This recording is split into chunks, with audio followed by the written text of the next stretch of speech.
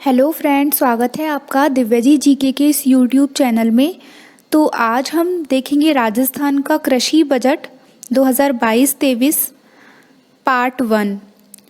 तो मुख्यमंत्री अशोक गहलोत जी के द्वारा प्रदेश का पहला कृषि बजट प्रस्तुत किया गया था।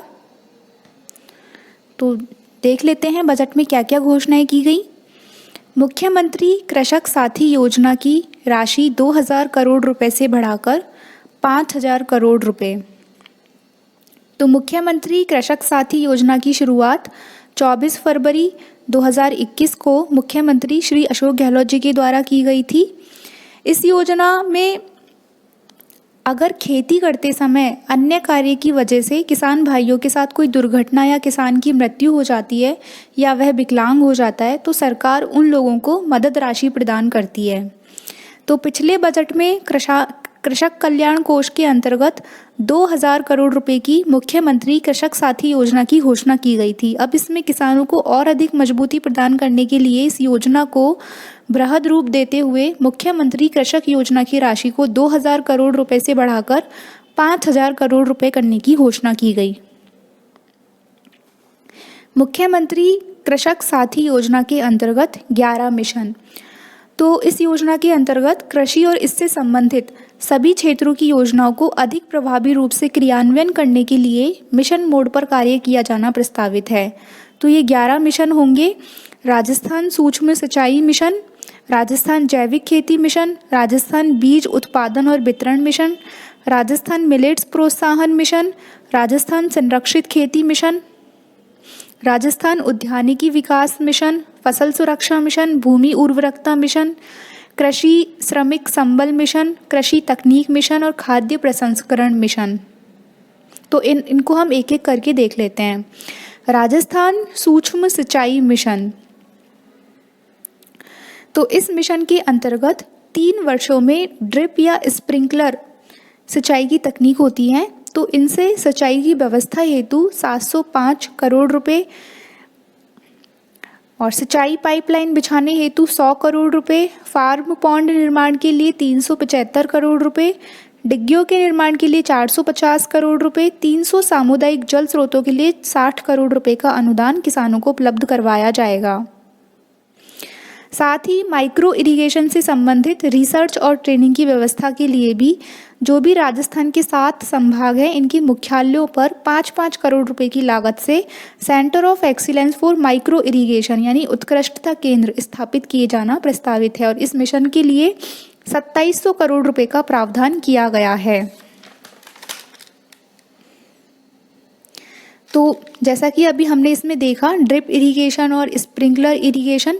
तो ये ड्रिप इरिगेशन जो होता है माइक्रो इरिगेशन भी बोलते हैं इसको, लोकलाइज्ड इरिगेशन भी बोलते हैं, सिंचाई की एक विशेष विधि है जिसमें पानी और खाद दोनों की बचत होती है। तो इस विधि में क्या होता है, पानी को सीधा पौधों की जड़ों पर बूंद बूंद करके टपकाया जाता है और इस कार्य के लिए बॉल या पाइप नलियों का नेटवर्क लगाना पड़ता है।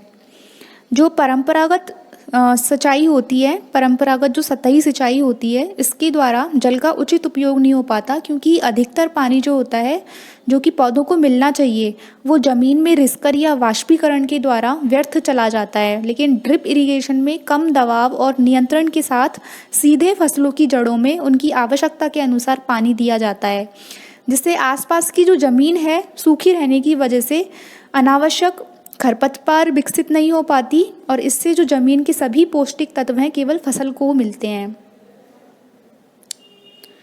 तो इसको टपक सिंचाई या बूंद बूंद सिंचाई भी कहते हैं और इसमें पानी की थोड़ी थोड़ी मात्रा में कम अंतराल पर प्लास्टिक की नलियों के द्वारा सीधा पौधों की जड़ों तक पहुंचाया जाता है। दूसरा है स्प्रिंकलर इरिगेशन। ये भी ड्रिप सिंचाई की तरह एक तकनीक है सिंचाई की।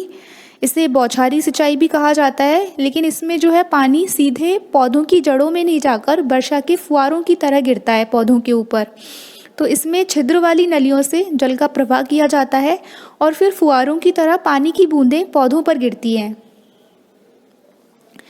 जिन जगहों पर भूमि ऊंची नीची रहती है वहाँ पर जो परंपरागत सतही सिंचाई होती है वो संभव नहीं हो पाती, तो उन जगहों पर ये वाली जो सिंचाई है बौछारी सिंचाई वरदान साबित होती है और इस तकनीक की मदद से कम पानी में ज़्यादा भूमि पर सिंचाई की जा सकती है। सबसे बड़ा फ़ायदा ये है इस सिंचाई का कि इसमें पानी की फुहारें पौधों की पत्तियों पर पड़ती हैं, जिससे पत्ते साफ रहते हैं और इन्हें अपना भोजन बनाने में आसानी होती है। इस कारण से पौधों का विकास भी अच्छे से हो पाता है। राजस्थान जैविक खेती मिशन यानी ऑर्गेनिक फार्मिंग मिशन, तो आमजन के बेहतर स्वास्थ्य और कृषकों का प्राकृतिक खेती की ओर बढ़ते रुझान को ध्यान में रखते हुए वर्ष 2019-20 में जीरो बजट नेचुरल फार्मिंग की घोषणा की गई थी।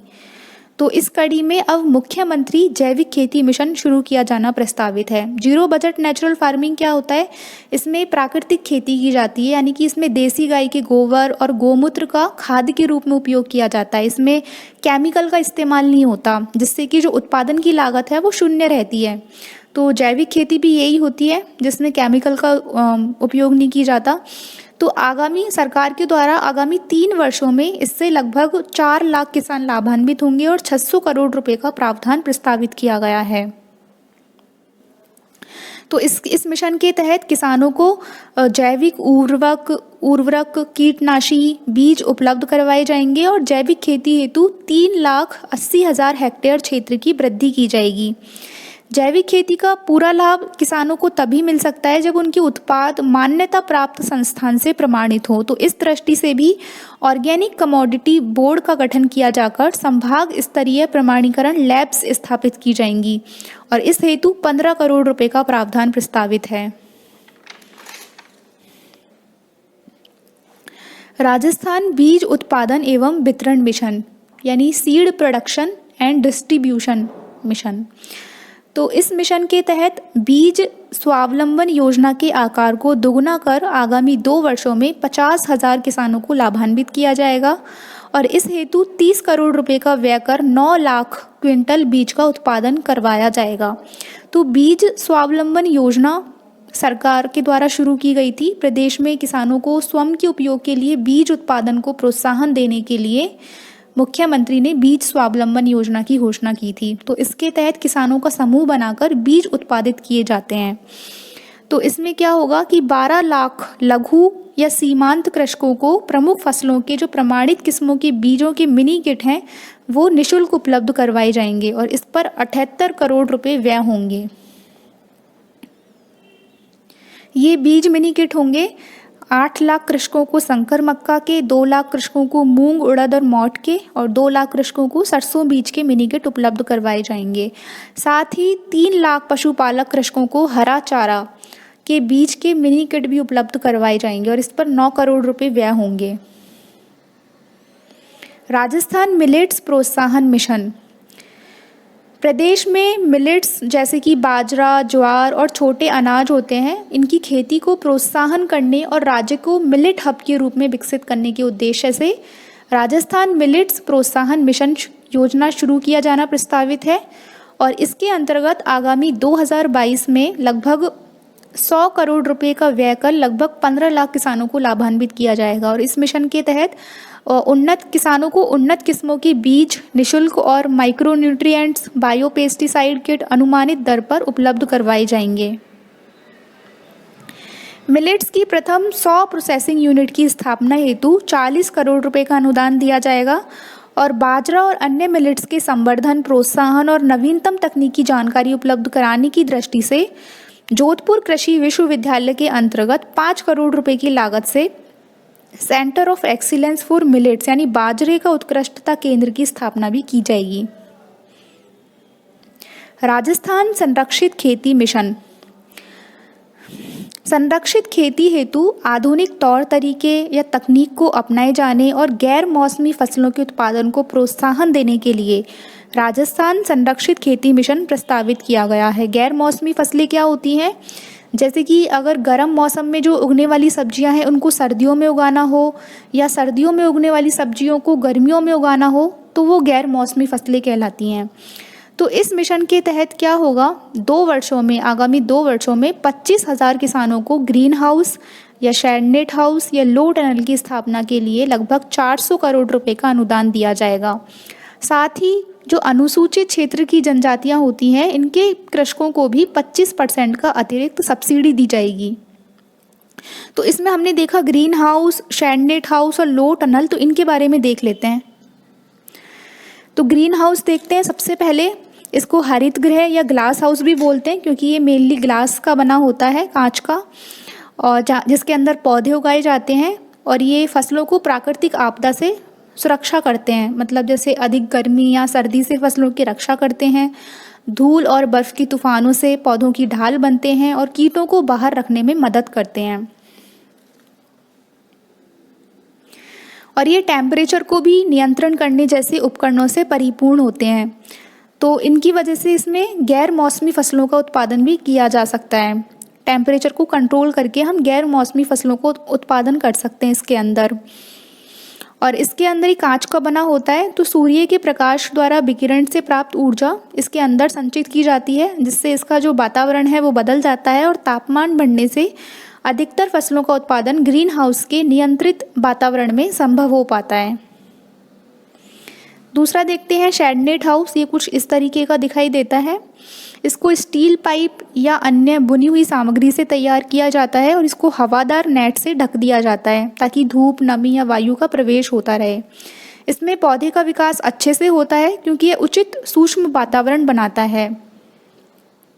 आसान शब्दों में बोलें तो शेडनेट हाउस प्लास्टिक की मच्छरदानी का संशोधित रूप है और इसमें खेती करने के लिए मेनली उन फसलों का चुनाव किया जाता है जिनको कम सूर्य की रोशनी की ज़रूरत होती है और इससे किसान अपनी फसल को मौसम या प्राकृतिक आपदा से भी बचा सकते हैं। तीसरा है लो टनल। तो लो टनल एक ऐसी संरचना होती है जिसमें खेत में 1 मीटर चौड़ी क्यारियाँ तैयार की जाती हैं, फिर उन पर टपक सिंचाई हेतु लाइन फैलाकर रख दी जाती है। इन तैयार क्यारियों पर अर्धचंद्राकार की संरचना को लोहे के तारों के द्वारा जोड़कर जमीन में गड़ाकर लगाते हैं, कुछ इस तरीके से। फिर इसके आगे उनके ऊपर पारदर्शी प्लास्टिक फिल्म या पन्नी जो कि 25 से 50 माइक्रोन मोटी होती है, इसको उड़ा दिया जाता है और निचले हिस्से को मिट्टी में दबाते जाते हैं। ये कुछ इस तरीके से दिखते हैं लगाने के बाद और इससे सब्जियों की पैदावार में काफ़ी अच्छा फ़ायदा होता है और इसके साथ ही मौसमी बरसात से बचाव हो सकता है, पाले, ओलावृष्टि, इनसे भी सुरक्षा हो पाती है। राजस्थान उद्यानिकी विकास मिशन। तो फल बगीचों की स्थापना, सब्जियां, फूल, बीजीय मसालों एवं औषधीय फसलों के उत्पादन हेतु क्षेत्र विस्तार के लिए राजस्थान उद्यानिकी विकास मिशन प्रारंभ किया जाना प्रस्तावित है।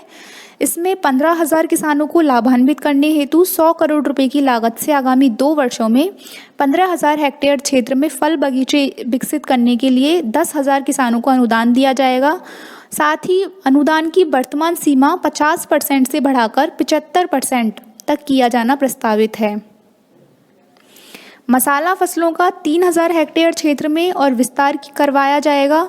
औषधीय पौधों की खेती को बढ़ावा देने के लिए 1,500 हेक्टेयर क्षेत्रफल का विस्तार किया जाएगा और इससे 5,000 किसान लाभान्वित होंगे।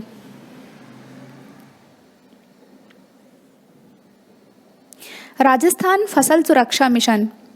तो नीलगाय और आवारा पशुओं से फसलों को होने वाले नुकसान से बचाव और रोकथाम के लिए राजस्थान फसल सुरक्षा मिशन शुरू किया जाएगा, जिसके अंतर्गत आगामी 2 वर्षों में 1 करोड़ 25 लाख मीटर तारबंदी पर 100 करोड़ रुपए का अनुदान दिया जाकर 35,000 से अधिक किसानों को लाभान्वित किया जाएगा।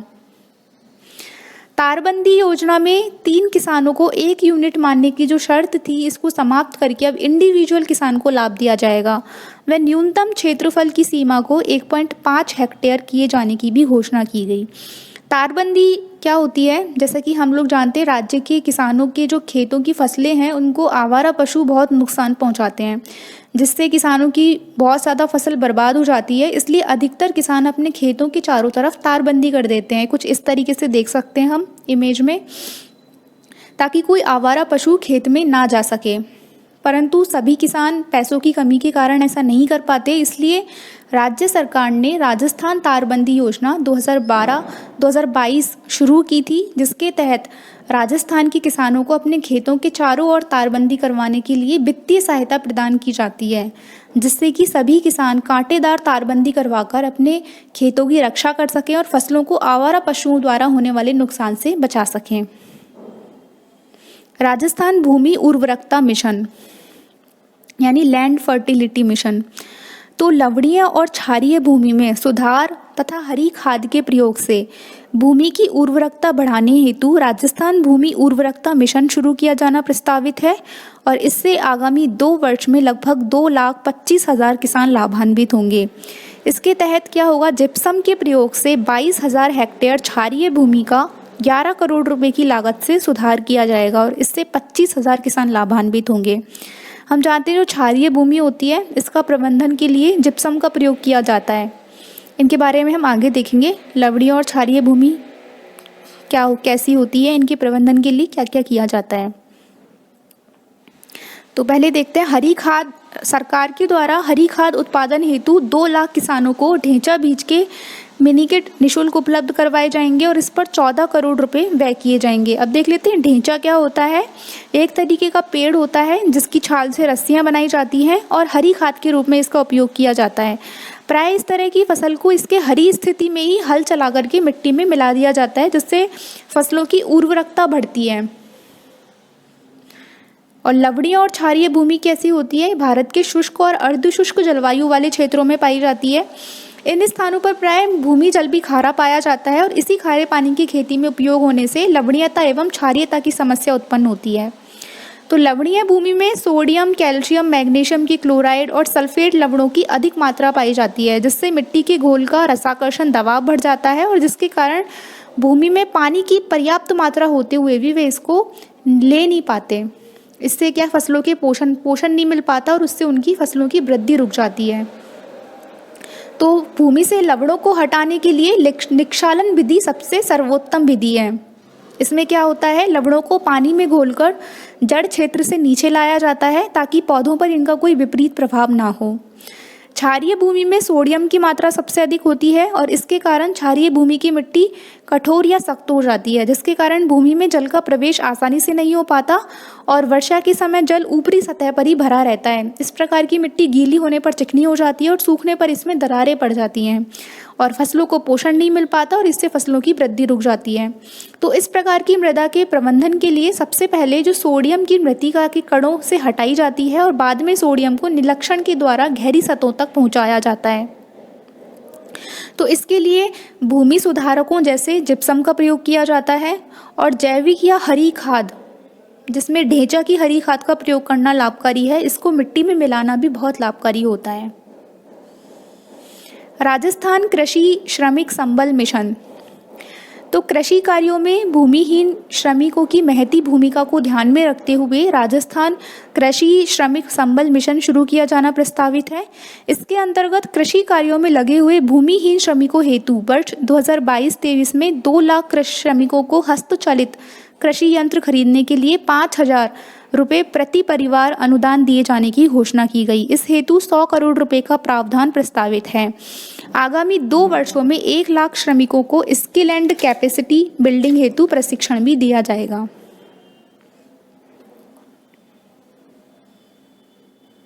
राजस्थान कृषि तकनीक मिशन। कृषि उत्पादन में वृद्धि, लागत में कमी और कम समय में अधिक कार्य करने के साथ साथ किसानों की आय बढ़ाने हेतु कृषि यंत्रीकरण को बढ़ावा दिया जाना आवश्यक है। इसके लिए राजस्थान कृषि तकनीक मिशन प्रारंभ किया जाना प्रस्तावित है और इसके अंतर्गत लगभग 400 करोड़ रुपए की राशि से आगामी 2 वर्षों में 60,000 किसानों को कृषि यंत्रों पर 150 करोड़ रुपए का अनुदान दिया जाएगा। किसानों को महंगे यंत्र उपकरण जैसे कि tractor, thresher, rotavator, reaper, seed drill आदि उपलब्ध कराने की दृष्टि से जीएसएस या एफपीओ यानी फार्मर प्रोडक्शन ऑर्गेनाइजेशन यानी किसान उत्पादक संगठन के माध्यम से 1500 कस्टम हायरिंग सेंटर और स्थापित करने की घोषणा की गई है और इस हेतु 150 करोड़ रुपए का व्यय किया जाएगा। साथ ही पौध रसायनों के समुचित उपयोग, निगरानी, कृषि संबंधी अन्य कार्यों और टिड्डी नियंत्रण में ड्रोन तकनीक के उपयोग हेतु आगामी वर्ष में एफपीओ तथा कस्टम हायरिंग केंद्रों को 1000 ड्रोन उपलब्ध करवाए जाएंगे और इस पर 40 करोड़ रुपए का व्यय प्रस्तावित है।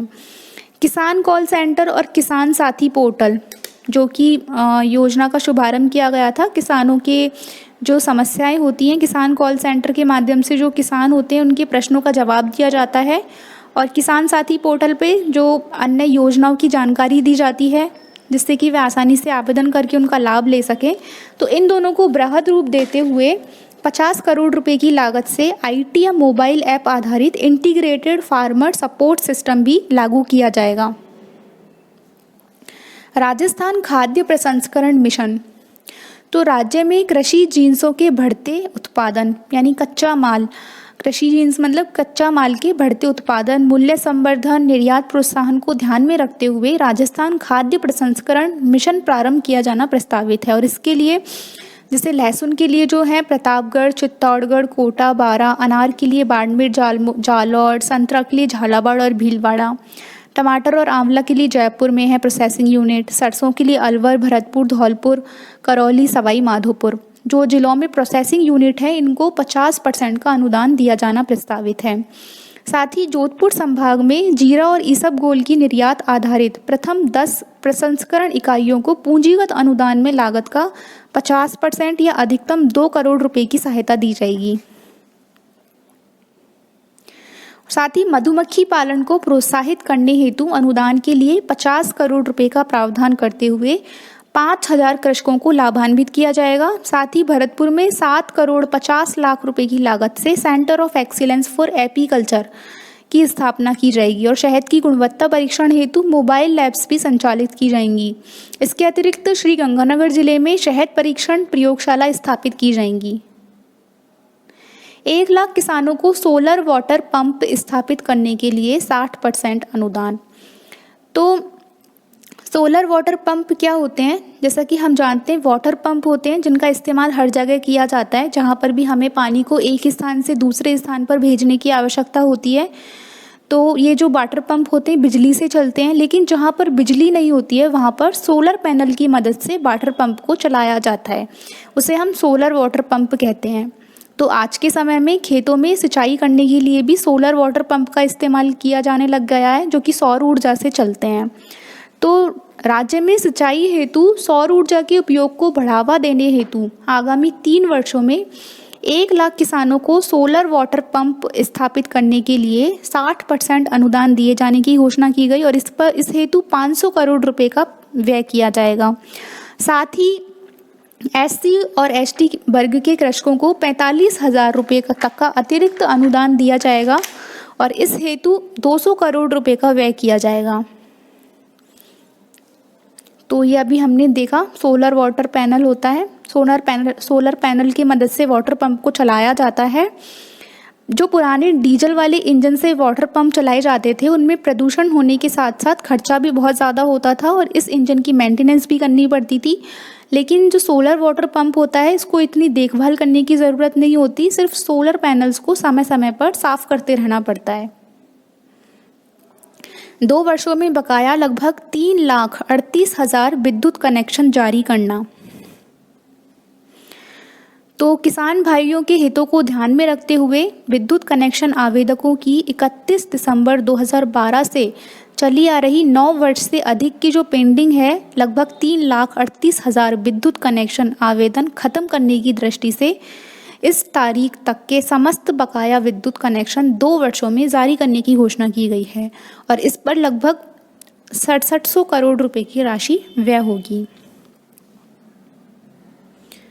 और साथ ही रात में सिंचाई की समस्या से निजात दिलाने के लिए सभी जिलों में आगामी 1 वर्ष में ही दिन में भी सिंचाई के लिए बिजली उपलब्ध कराने की घोषणा की गई है। तो बस ये थी आज की वीडियो। अगर आपको ये वीडियो अच्छी लगी हो तो प्लीज़ लाइक करना, शेयर करना और चैनल को सब्सक्राइब करना।